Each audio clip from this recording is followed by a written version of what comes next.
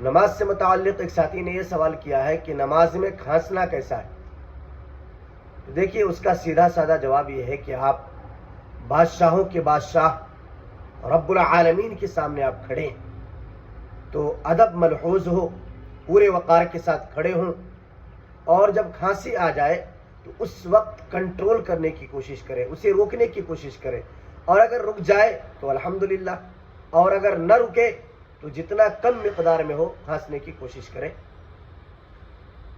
یہ تو ہو گئی کہ کھانسی بغیر ارادے کی آ گئی، لیکن اگر کوئی شخص ارادتاً کھانس رہا ہے، جان بوجھ کے کھانس رہا ہے، تو اس طریقے کا عمل حضرات فقہاء کرام نے لکھا ہے کہ مکروہ عمل ہے، اس سے رکنا چاہیے۔ ہاں اتنی بات ضرور ہے کہ اگر کھانستے ہوئے امام صاحب نماز پڑھا رہا ہے اور حروف کی ادائیگی میں الٹ پھیر ہو گیا، ہا کی جگہ ہا پڑھ دیا، تو اس صورت میں نماز فاسد ہو جائے گی، نماز کا اعادہ ضروری ہے۔